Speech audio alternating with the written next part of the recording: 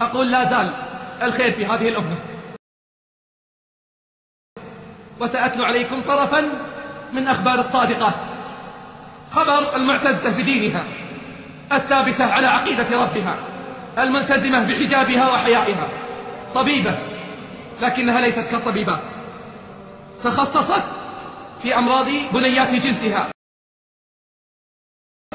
حتى تحفظ النساء من أن يعرضن أنفسهن على الرجال، محتشمة عفيفة طاهرة، وكذلك كان زوجها طبيبا، وعلوم الطب تتقدم يوما بعد يوم.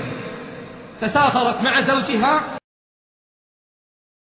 لحضور مؤتمر طبي في إحدى بلاد الكفار، ما تخلت عن حجابها يوم أن خرجت من ديار المسلمين، بل تذكرت قول الله: اتق الله حيثما كنت، والله في كل مكان يراها. خرجت من بلادها إلى بلاد الكفار بكامل سوادها وبكامل زينتها المسلمة. هناك في قاعة المؤتمرات أول ما دخلت هذا هم المنظر، ذلك السواد العجيب الذي دخل عليهم ولأول مرة يرون مثل ذلك.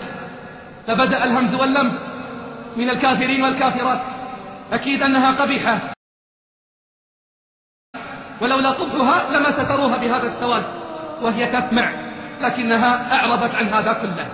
وعباد الرحمن الذين يمشون على الأرض هونا وإذا خاطبهم الجاهلون قالوا سلاما، وهي تسمع الهمز واللمس، وما أثر ذلك فيها ولا في عزتها ولا في حيائها. لما انتهى المؤتمر التففنا من حولها وبدأوا يقولون لها: لماذا هذا السواد؟ لماذا هذا التخلف؟ لماذا هذا الرجعية؟ لماذا كذا ولماذا كذا؟ قالت: أزوجك يأمرك بهذا؟ أتلبسين هذا من أجله؟ قالت: والله الذي لا إله إلا هو لو أمرني بخلع السواد والله ما بقيت معه لحظة واحدة، والله لو أمرني بمخالفة ربي والله ما بقيت معه لحظة واحدة. إذا لماذا هذا؟ ولماذا تلبسين هذا السواد؟ حتى تستري القبح.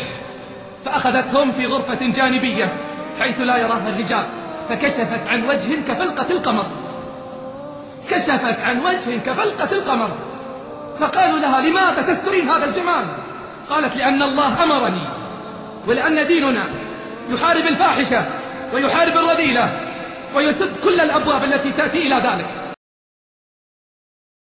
فبدأت تحدثهم عن ضرر الاختلاط وعن ضرر الخروج إلى الأسواق سافرات كاسيات عاريات، وبدأت تحذرهم من خطر مخالطة الرجال، وبدأت تحدثهم عن أخبار المسلمين وأخلاق المسلمين. ووالله الذي لا إله إلا هو في حديث استمر 20 دقيقة، فلما انتهت من كلامها أسلمت 7 من الكافرات. والله الذي لا إله إلا هو ما انتهت من حديثها في 20 دقيقة إلا وقد أسلمت 7 من الكافرات.